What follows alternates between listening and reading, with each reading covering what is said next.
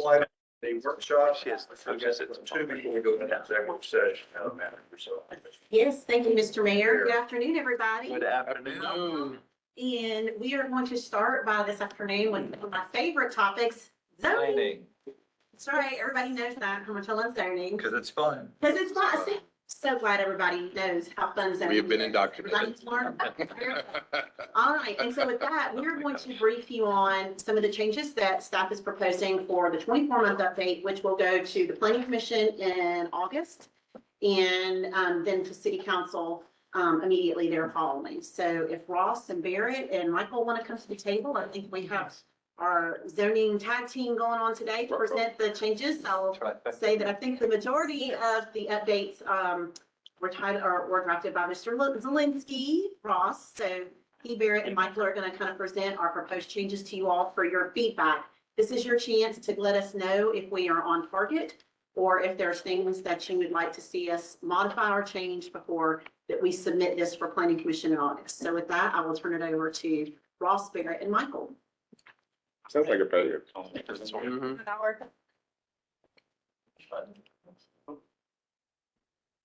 All right, so good to be here again. Thanks for having us. So just a quick background on where we are.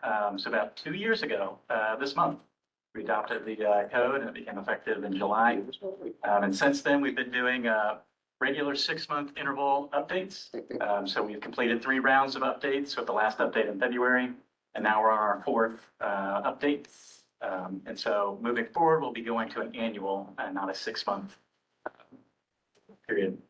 So as far as timeline, we're meeting with you all this week, and then we've also got a meeting with Planning Commission to go through some of these changes in a little bit more detail with them this Friday. And then we've got some public opportunities. We're going to go to the project preview meeting on the 24th this month and talk a little bit about the code and share that actual draft with the community to get some feedback. And then on that following day, we'll have copy with the code, and that'll be here at City Hall. So we'll have an afternoon session with project preview and then copy with code being a morning session. And then we'll have a little bit of a gap before we post our public notice. So we'll be able to take that feedback from you all and the public and incorporate that into the kind of final document and release that. And then we'll go to Planning Commission in August. And if all goes well, we'll see you all in September or so. So as far as some of the changes we're looking at, this first one here is kind of in the food and beverage category. We're looking at restricting the hours of operation for food and beverage uses in our RNX and RC districts. RNX is, think of places like Pettigrew, Mills Avenue, residential neighborhood flex districts, and then residential community is RC, and that's kind of your multifamily type districts. And so we do have some allowances in code now, but we felt like there's really not a scenario in which those types of uses would be appropriate after midnight. So just codifying that. The next is adding some use standards to our brew pubs, microbreweries, microdistilleries, and wineries. So right now there is no use standards for any of those uses. And so we kind of wanted to try to put some standards in place that would kind of mirror what we have for bar and nightclub, knowing that those uses are very similar where alcohol is sold and they could be operating relatively late. And so what we've kind of found in the past few months has been an issue with kind of the drum shop stuff that you're probably very familiar with, where they don't really want to be called a bar, but we have those standards that are with a bar. And so by putting this in place, we'll be able to kind of tie that gap and address it a little better than we can do now.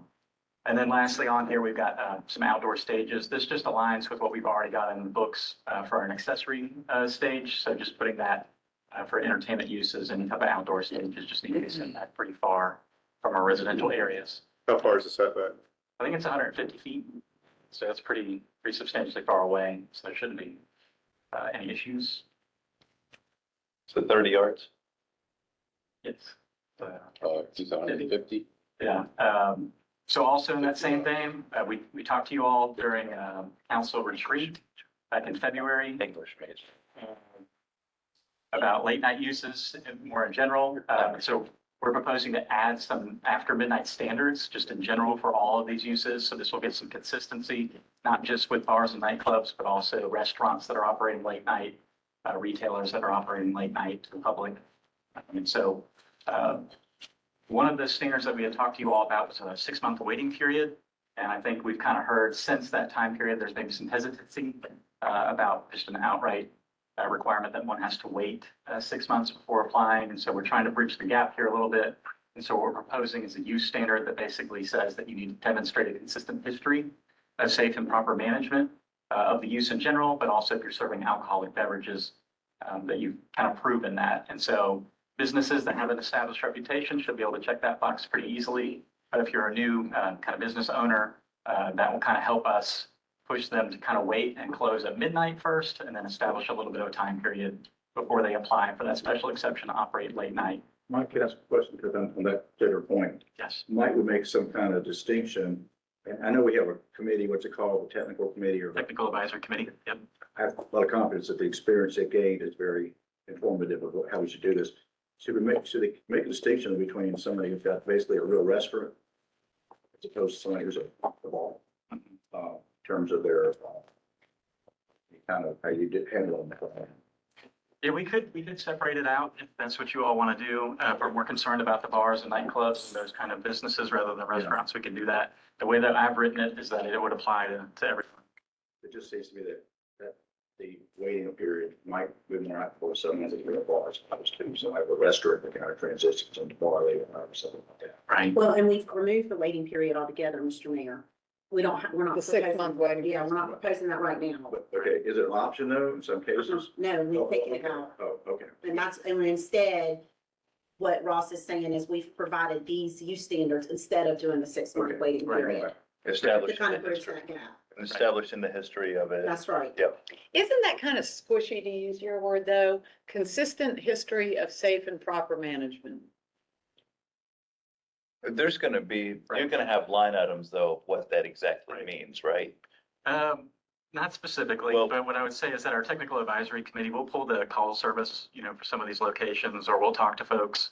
And it's also on the applicant to bring us some evidence that kind of shows that they've done this before. And so we're dealing with one applicant right now who's provided us quite a bit of commentary from other folks and other places that have kind of proven that.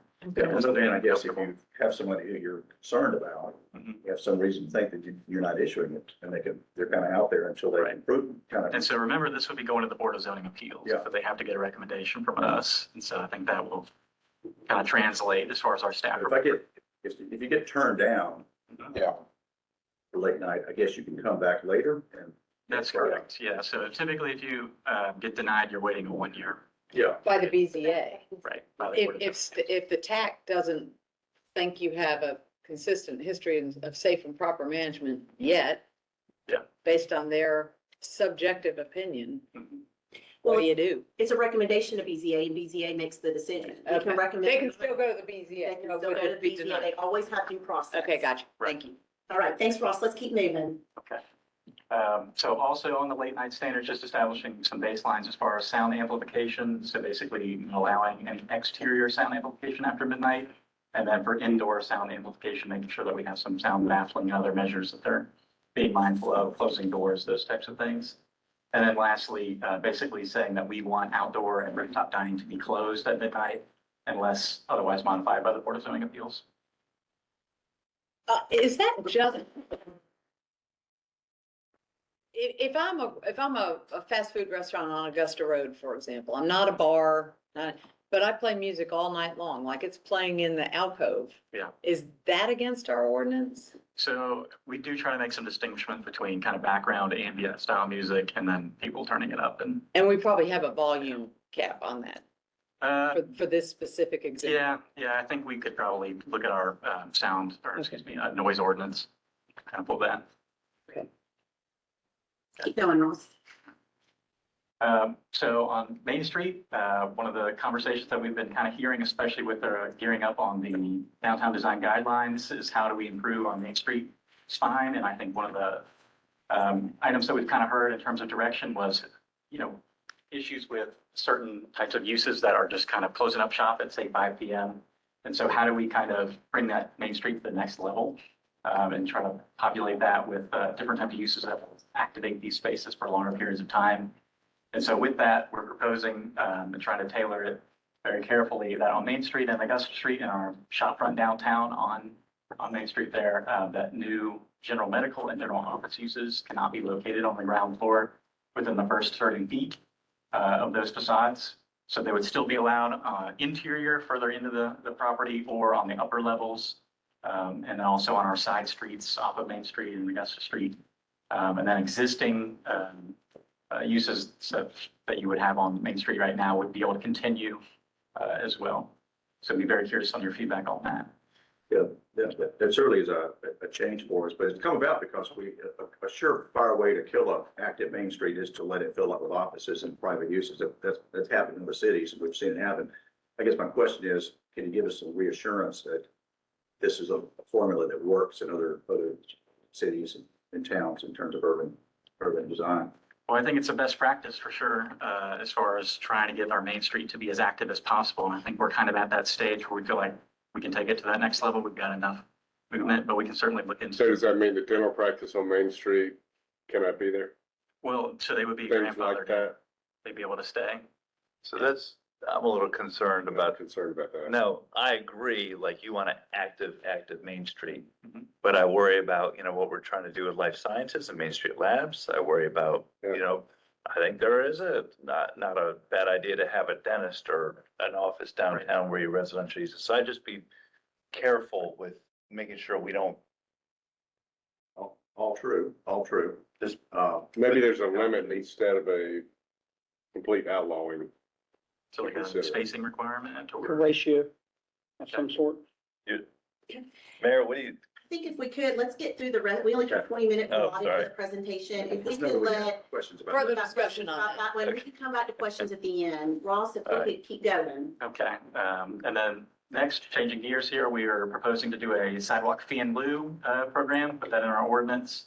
So currently, there's really two options that we require sidewalk, especially with new construction or major renovations, those types of things, where they're either having to put that sidewalk in along our street frontages or they have to try to get a waiver from Clint. And most of the time, we're not really in favor of those waivers, but what we've kind of heard from the community is that other communities have what we call a fee in lieu, where they can just pay, especially if it's not really kind of logical in some scenarios. So maybe there's not a sidewalk in the immediate vicinity, and so it maybe makes sense to try to channel those efforts elsewhere. So again, you can see examples, topographical issues, future road work project where it might have to be torn up in the next few years, floodplain considerations. So trying to limit when that scenario could happen, but give this as an additional option so that we are getting some funds that we can now channel towards other sidewalk projects. So that would be very narrowly tailored. And we come up with, I think, some numbers based on recent cases, from what I understand, to try to make sure that that number is very reasonable and folks aren't immediately trying to do the fee in lieu. That, I'll turn it over to Michael. All right, we'll spend a couple minutes talking about accessory dwelling units or ADUs. As you know, our new development code allows for accessory dwelling units in our RH districts, which is otherwise our single family districts. But if your property qualifies, then right now you can add an accessory dwelling unit either attached to your house or in an accessory structure. Now there's some limitations and honestly some conflicts in how those standards are written into the code and how they've played out as we've received some of these applications. So for example, one barrier is that we've got a limit on detached structures of 1.5 stories, but if you simply attach that to your house, then suddenly you can go up to the full 2 or 2.5 stories. And so there's some kind of chess that developers or homeowners can do in order to still get an ADU. And then one of the other issues that we've seen is that to be a full ADU, that's usually a living facility, so some type of bedroom, living room, possible studio kind of setup, then a bathroom, full bathroom, and a kitchen. But if you take out, for example, like the full electrical circuit, then you're all but an ADU. And you can easily come back in after the fact and put in those hot plates or even just a microwave or something, and basically still got a full residential unit there, but you've been able to bypass a lot of these standards. So we're trying to simplify and clean some of these up so that if it's an ADU, that it can be properly permitted and inspected as such. So a couple changes, we've kind of, when the draft text comes out, we've kind of struck out the whole section, kept a lot of those same standards, but just formatted and kind of consolidated some of that language. Strike Just all so- insert. Exactly, yep. We've aligned the setbacks. Right now, there's like 2 or 3 extra feet that might be required for an ADU versus the standard district setback, and it just creates a lot of confusion. So we've tried to just simplify that to match what otherwise every other structure has to follow in that zoning district. Tried to remove some of those issues or clean them up so that there's less concern about, the detached versus attached. One of those being that height. So right now, if you have a detached garage, for example, and you want to put a second floor accessory, apartment above it, our accessory structure limit is 1.5 stories. So if you wanted to do an ADU over a 2-car garage, which typically that's 400 or 500 square feet, then that second floor ADU unit is suddenly capped at about 200, 250 square feet, which isn't very big. So that's influenced how a lot of people go about permitting these things. So there's a proposal to allow that full second floor accessory ADU if they meet the district criteria for it. And so those will be spelled out in the code and the text that we send out. The next item on here, interested to hear your feedback, whether that's today or in the coming weeks, but right now we have an owner occupancy requirement for either the primary house or the ADU. So that means that the homeowner has to live in one of them. Now, we've done some research, so we've had about 15 ADUs that have been fully permitted since the code was first adopted. How many months has that been? Year and a half? Yeah, almost 2 years. Yes. Yeah.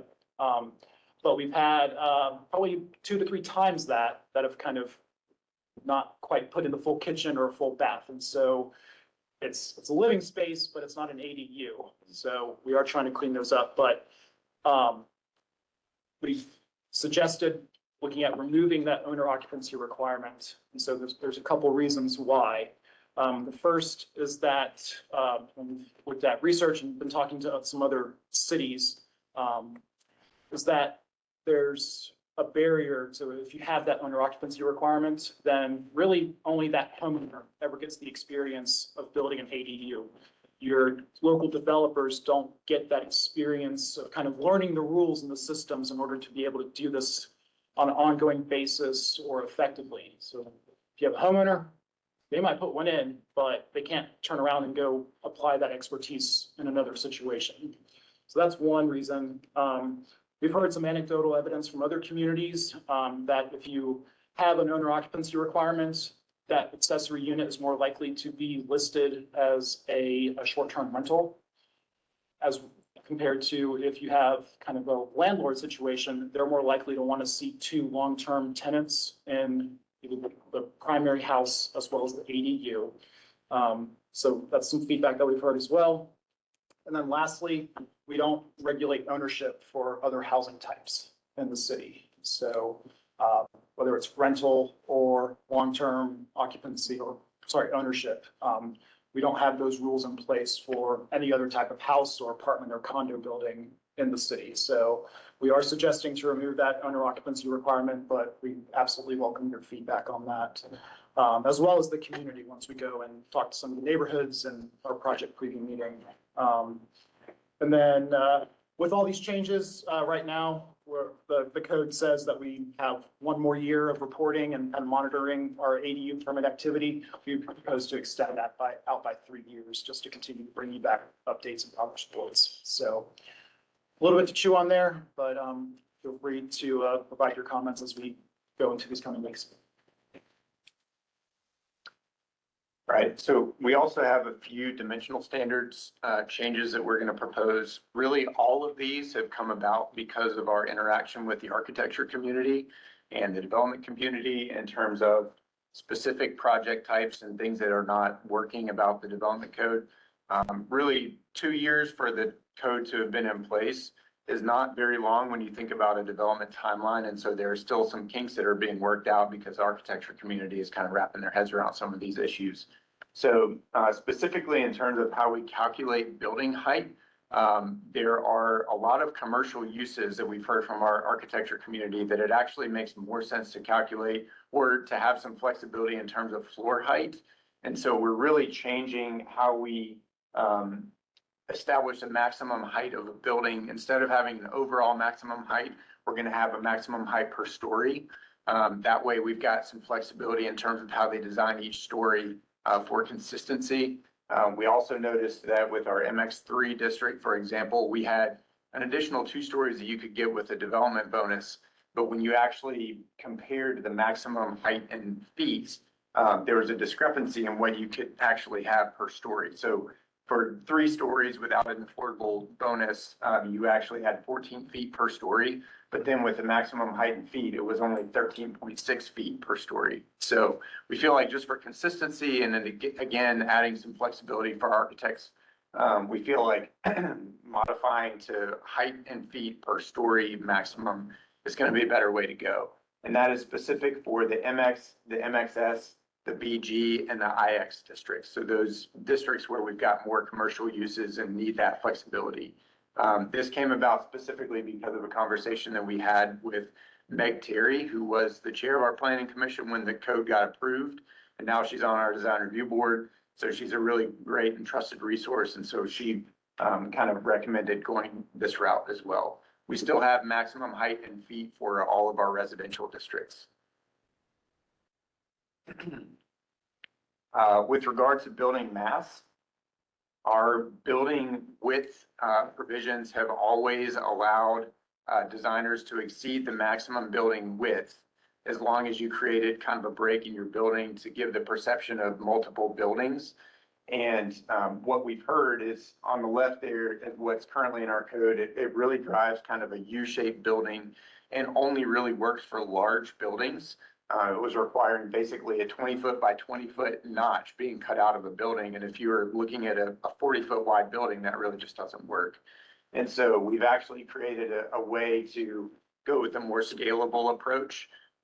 So without getting into the weeds of the exact calculations, basically the thought is that we would kind of set limits on how wide each wing of the building could be before you actually have to push in or push out, so that you've got some better articulation in the building. And so we worked through this example on small format buildings, large format buildings, and really it scales well based on the size of the building.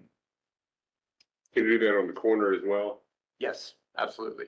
So basically the limitations are at a minimum 10% of your building width and a maximum 40%. So each wing has to be kind of within that range. So the image on the right basically is what you'll start seeing where you've got some better articulation and kind of what you would prefer to see, especially in an urban development setting. And then finally, for building entrances, this was one of the biggest headaches that we've heard from our development community that they really just have had a hard time meeting. Currently in our code, we've got a maximum entry spacing, which basically means for example, if it was a 40-foot spacing requirement, every 40 feet, you've got to have a door into the building. And what we heard was that was really limiting in terms of your floor plan, especially for those uses that need greater privacy or greater security. And it really was not flexible enough, especially kind of on our corridors where we've got a lot of mixed use zoning. And so now we're going to go to an averaging system where you would still have the same number of entrances that are required, but you would actually have flexibility in where to place those so that you could kind of cluster them where it makes a little more sense, as long as they're at least 20 feet apart. So if you have a 100-foot wide building, you could kind of push your entrances to the area of the building that has the most kind of I guess, flexibility for entrances, and then you could actually cluster your more private spaces of your building further down the building edge there. And then specifically for single-family residential uses, that building entry spacing was creating some challenges where some residences were actually being forced to have multiple entrances. We weren't actually enforcing that because it really doesn't make sense to make folks have two front doors. But in the code, it currently does require that, and it was actually requiring kind of a really symmetrical design so that you would not have to have multiple entrances. And so another update is actually to go to a single street facing entry for residential, single family residential uses. So I know we just threw a lot at you, but that was kind of high level summary, and obviously we're gonna be sending out the full language for your review, but happy to take any questions. We've got about 5 minutes. One question about garages that we're not addressing here. Garages currently are not allowed on the main, I guess, the front of the house. But several places have gotten around it by putting it on the corner lots, putting it at one of the two main streets. You know what I'm saying? Yeah. Like on Old Augusta Road, there are garages that are right on Old Augusta Road. On Serene Drive, there are two that are right on Serene Drive because they're using Bird as the facing street. Is there anything we can do? Serene. Mm-hmm. Of all places, right? Yes. Are these attached or detached garages you're talking about? Side detached. Detached. Okay. The ones on Old Augusta are attached. Anyway, something to consider. We can go and look at it and look at the specific we'll see. requirements, Councilmember Stahl, and see if there's anything that we need to adjust in the code. Okay. But I see Barrett and Michael both writing down that, which means we'll go take a look at it this week. Councilmember Dow. Thanks. I've got a question and then a few asks.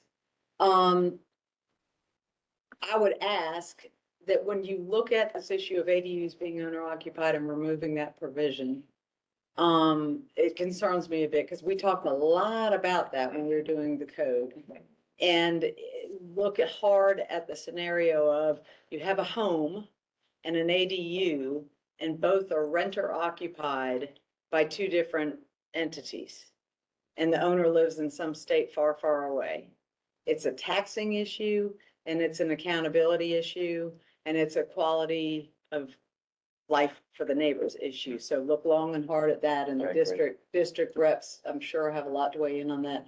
On the fee in lieu of for sidewalks, I think that's a great idea. I would ask, run the financial scenarios on it. I think to a degree, on the tree ordinance, one thing we've learned is that the impact of a cap, the max on a property when you clear cut isn't enough to deter clear cutting. So we generate this revenue, but we're not doing anything to protect the canopy. So this fee in lieu of on sidewalks would generate revenue, but it wouldn't do anything to create a sidewalk on that property. Is the revenue generated enough to be impactful to allow us to create more sidewalks? Just putting that out there based on our experience. A question and then a final comment. When you talked about the F&B, the food and beverage, the whole after midnight issue, and removing that option from the other districts, I think I know the answer to this, but when we talk about County Square, that's a PD. Right. And so we expect a lot of people to come in looking for, I would guess, after midnight provisions. Any of this would not apply to them because they're in a PD and they will still go before the BCA. Is that correct? Yeah, that's my For understanding. the County Square, okay. Then I would ask this, as far as PD goes. When we did the development code, we made a commitment to review it at 6 months, 12 months, and 12 months thereafter. Mhm. We have done better than that. We've done 6 months, 12 months, 18 months, 24 months, and I'm just gonna go out on a limb and guess I'm gonna see you fellas again in 30 months. I am asking deliberately.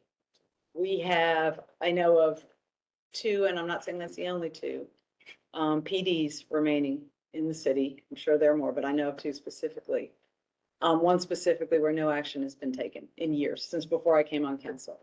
I would ask that we reach out to that property owner, who I don't think has any intention of building anything that will ever be whatever that PD was really designed for, and proactively ask if they will entertain suggestions for zoning into our code. Because we're doing a big effort right now to rezone Haney Serene because we bought it and we can do that. But there are properties that remain that we don't own and we're not going to buy But similarly, we are unwinding the clock on PD, so I'd like us to be a little more proactive and come back in the 30-month, because we'll miss you so much, to get a response on that, please. That's all. I will say in the fee in lieu of sidewalk program, and then we'll let Councilmember Brazington take the last questions because we're out of time, is, we are going to charge the exact cost of what it would be to install the sidewalk. And Clint's been working on that little, a cost estimate, because to your point, if it needs to be, it'll be the same financial limitation on the property owner one way or the other. Sure. And the idea though is that we had a situation recently where the property owner wasn't complaining about the cost. They were just complaining that it just didn't seem to make sense because there was no other sidewalk network. And we know that there are other places where that sidewalk network would be more impactful to serving the community because there's already pieces of sidewalk there where we can fill in the gaps. Good. So just thought on the family. So, okay, Councilmember So Brazington. that's my question, just looking for clarity on the intent there. Is the intent as currently considered, there's either sensibility at a site, right? Somebody couldn't claim it's a sidewalk to nowhere, or there's extenuating circumstances. If it makes sense by a reasonable standard, is the deal just do the sidewalk? I think that we would want them to do the sidewalk. I mean, obviously, if that's the only piece of property and there's no sidewalk, we're not gonna let them do the fee in lieu of, because we want them to complete the sidewalk Yeah. network. But if it's a situation where there's not one other piece of sidewalk on the roadway, and they ask, I'd rather just pay a fee in lieu, so that it goes to a more meaningful purpose, that's the Yeah, intent. so that's my question. If it's gonna cost $100, they're gonna get $100 either by investing in the right. sidewalk or by like, That's right. okay. And it makes it level and consistent across the board for all of the developers in the development community. And we have had real life experiences of people saying, oh, it's a sidewalk to nowhere, but 5 years later, 10 It's a years later, sidewalk guess what? somewhere. It's connected. We actually have. I mean, experience. Mohawk is. Like Rocky. And our engineering team Those have- would make the call on that based on where, obviously, if it's a piece of sidewalk and we know that that's gonna be built within the next 3 years on Instep. But if it's a project where it's 123 years down the road on Instep, literally, there may be a better use for that sidewalk somewhere else within the community. Yeah. And obviously, we've got a live instance of that, Yes, right? we do. We have a lot of instances of that right now. All right. Please, if you have other questions or comments, please let us know.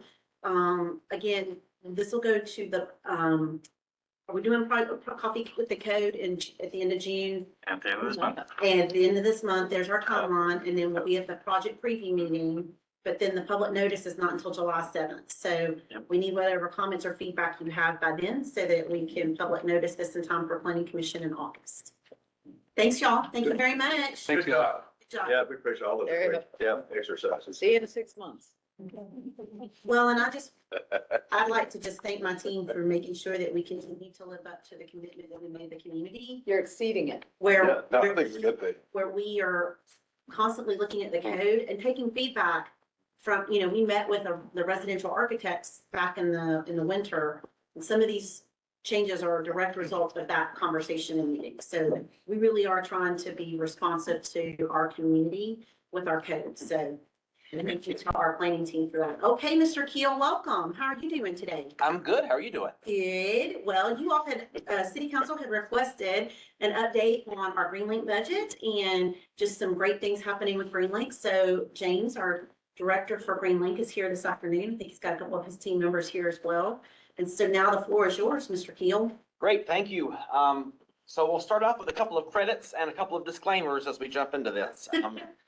First off, I'm happy to present this. Christina Junker, Jasmine Curtis, Nadia McLeod put in a significant amount of work into the budget. So just want to acknowledge all of your hard work and I greatly appreciate you. Second, the disclaimer. So my board has not seen this budget. This budget is subject to their approval. This budget is also subject to a successful third reading of Greenville County's annual budget as well. So a lot can happen still, but it is looking good.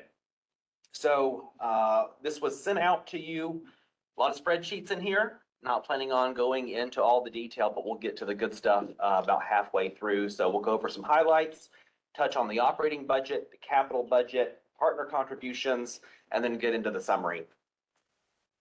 So in general, passenger revenue is increasing by about 3%. Ridership is continuing to grow a little bit by little bit. As you may recall, we're one of the few transit agencies in the country that has still exceeded our pre-pandemic ridership. We did that in 2021. A lot of that is because of the type of community that we are, and we're continuing to see that year over year. But if you want ridership to grow, we have to offer more, right? Something else to point out, there is a very small percentage of money that we get every year from the state mass transit fund that comes from fuel tax that you pay every time you put fuel in your vehicle. We gave that up for 3 years, but in turn got it back twice as much in federal funding. So, you know, we get about $250,000. We gave up state money and took federal money, $500,000 a year. So we gave up basically $750,000 and got back 1.5 million. And that's because that state money has a lot of value to a lot of smaller transit systems in the country and the state. They were able to repurpose that money for them. So looking at revenues, we have a very mixed source of revenues. A lot of it comes from the federal government, passenger revenue. We get a little bit of state money from the Malden-Simpsonville area right now still. There's city money, county money, contract with Clemson, and then some hospitality tax money that goes into funding the trolley every year. Couple of things to point out with the federal dollars. We do cross 2 urban areas. We're in the Greenville urbanized area, but we also cross into the Malden-Simpsonville urbanized area, and transit service down there has a different pot of federal money. Federal money is capped every year. I know there's some belief that they match 50%. They do up to a cap, but once the cap is met, it has to be a cost that's borne locally. Maintenance in general is covered at 80%. Capital starts at 80%. In some cases, it's covered at 85%. In some cases, it's covered at 90%. A lot of that has to deal with the fact that if it falls under clean air and clean water as it's defined by the federal government. So the current year's budget does have $3.5 million coming from Greenville County. Right now, we are a little bit over budget on that as it relates to the county match, but we'll be able to pay for that out of GTA's account, so we should be fine there. James, is the federal money at risk? It is not at risk right now. So we are in the 4th year of the bipartisan infrastructure law. They will be, I've already started drafting what that legislation is going to look like. There's basically an 18-month renewal. So it's a 5-year funding authorization. Good. Funding for this year's budget's already out. There's no one believes that it's going to be at risk in its 5th year either. A couple of provisions that we have to sign in our certifications and assurances every year that change, but it's everything that we're in compliance with already. Okay. As it relates to expense, salary and benefits, totaled together, there's been a 9% increase there. A lot of that has to do with cost of living and insurance increases. As it relates in our administration division, we're going to continue the security contract over at the terminal. It's been very helpful. You know, we have armed security over at the terminal now, just because of some of the challenges that we've had over there, and it's been very helpful. For fixed route expenses, a little over $100,000 of increased expenses that we're expected to see there in electricity and compressed natural gas. But fuel has also decreased 15% year over year, and it's continuing to trend that way.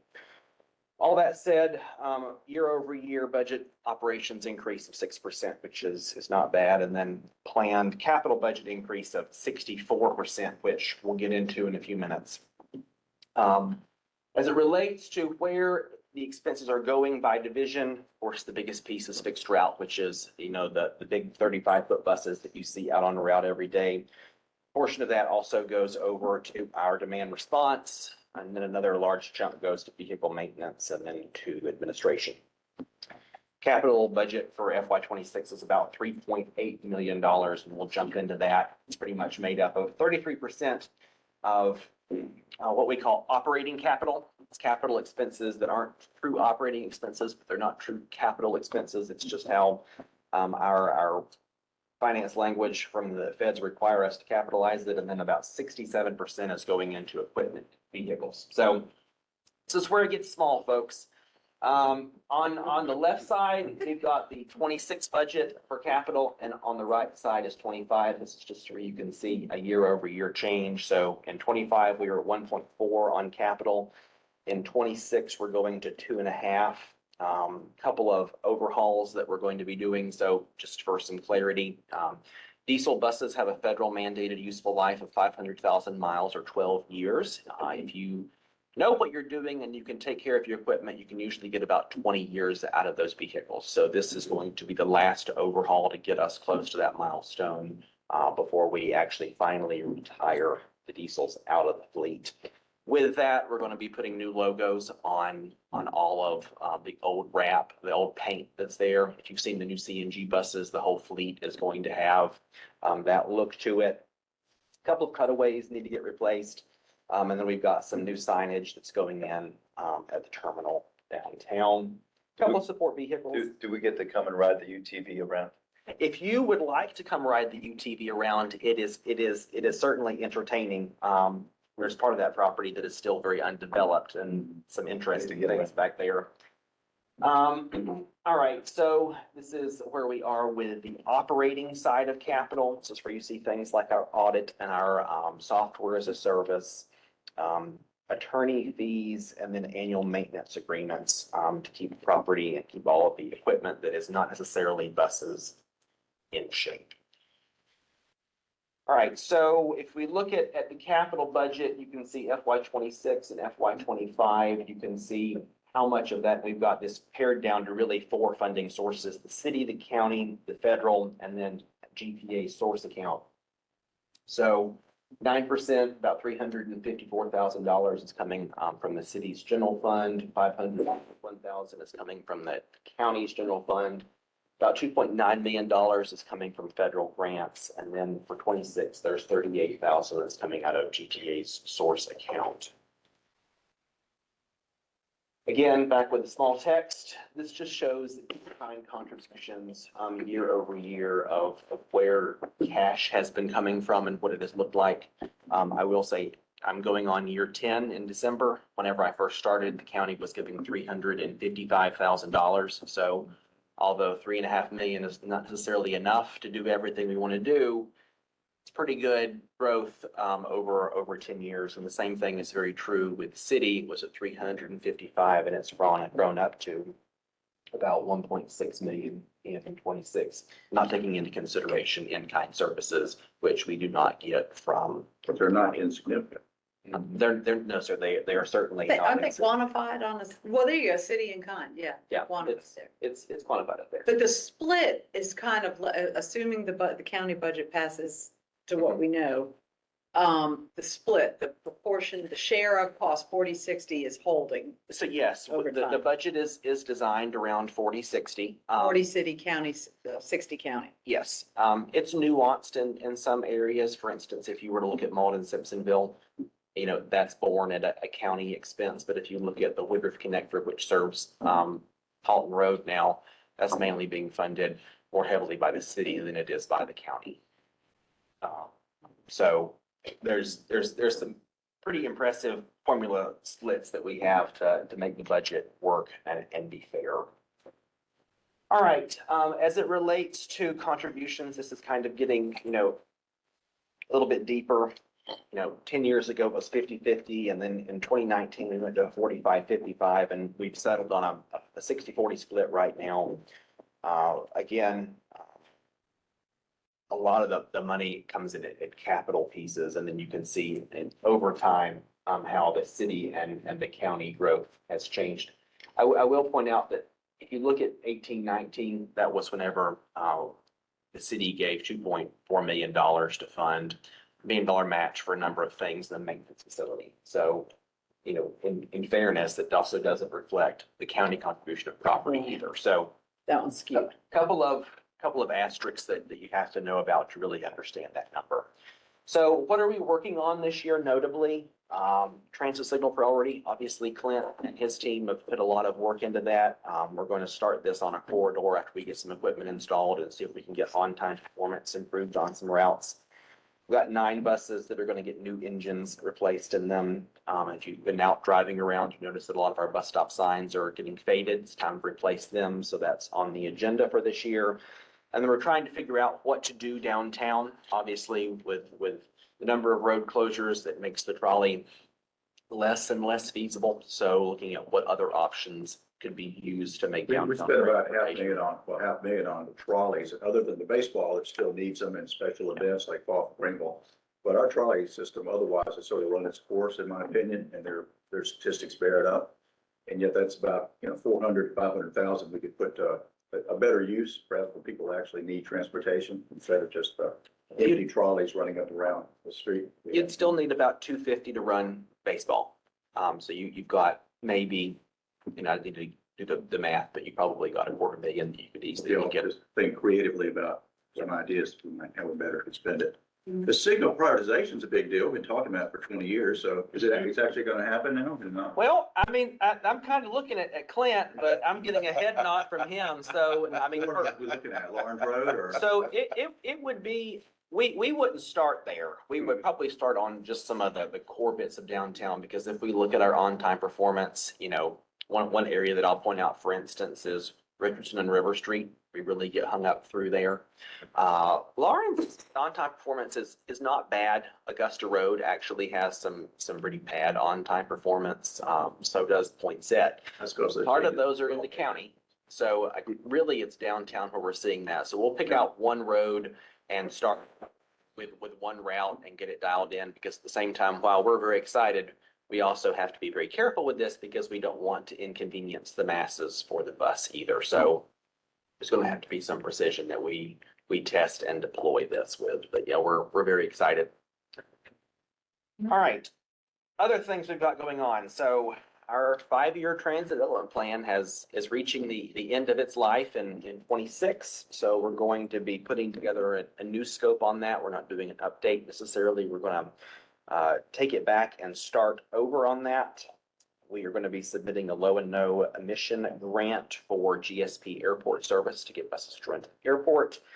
And then sometime probably in November or December, we should be getting delivery of 5 Gillig battery electric buses. That mock-up down here. Kudos to communications for some of the design work. So if you start paying attention to the buses, you'll notice that the CNG buses have a flame on them, and the electric buses are going to have a spark line. Then the other buses are just going to not have either of those two things. So you'll be able to know what it is and how it operates. So the good news though is that even with all of the federal shift, there's still over $1 billion available this year for bus and bus facilities, which is the grant program we're going after. So feeling pretty optimistic about that. Kind of finishing things off, if we look at FY26, we've got almost a $13 million operating budget, getting close to a $4 million capital budget, but in total, we're at about $16.8 million with partner contributions, taking into consideration cash on hand, a little over $2 million from the city of Greenville, and $3.5 million from Greenville. That's all. Thank you, James. Great presentation. We Thank you. appreciate it. Thank you very much. We have a couple minutes for questions. Mayor White? You didn't mention the 30-minute service this year? We did not. Yeah, that should be happening soon. We've got three or four positions, four positions that we're hiring for right now, which means we've got 5, 7 in training. We have, hold on, give me a second. We got 5 or 7 in training. 5 right now. Okay. All of which have CDLs, 2 of which are completed and driving solo as of last week. And 3 more that should be done in the next 2 weeks or We have so. buses. Will drive We have solo. buses. Six buses. We do have, That's huge. we have the vehicles. So what you'll see first is you're going to see Saturday start matching weekday hours, which should be coming in the next couple of Okay. weeks. Or I guess more probably towards the beginning of summer. And then, as we move into early fall, you should start seeing 30-minute service pop up route by route. And that will, Not universally, like it's no, gonna there'll be be. 4 routes that'll come on, and it'll be during peak service. So it'll start and it'll run 4 hours in peak in the morning and 4 hours in peak in the afternoon. It'll be a split shift. Yeah, that's fantastic. Well, it's fantastic. It's still a major marker of history of straight line, so. We've been trying to do it for a very long time. It's been almost frustrating, but we're getting there. Good job, Jasmine. All right, final question. Anybody? All right, thank you so much, Yep. James. Thanks, James. Much appreciated. All right, Thank Mr. you. Mayor, with that concludes our items for our regular work session agenda, and we're ready to move into executive session, sir. So moved. To the second, please. Second. Second. Ken. Okay, all fair say aye. Aye. Opposed, ayes have it. All right, now it's Thank you, Mr. Mayor. You all have several items to discuss this afternoon in executive session under SC Code 3470. Discussion of prospective contract and matters related to location of the conference center under subsections 2 and 5. Discussion of prospective contract and renovations at City Hall under subsection 2. 2 matters regarding appointments to city boards and commissions, subsection 1. Some legal advice regarding grant agreements. There's subsection 2, negotiations regarding potential disposition of property on Fulton Street, subsection 2. Provision of city services and right of way to encourage expansion of a business present building project. Subsection 5, and discussions regarding expansion of city services regarding business locations and a contract for PPP with Verde Development. okay. Okay. Motion second. I'm done. Voted. I want to make sure we're logged out before we start talking.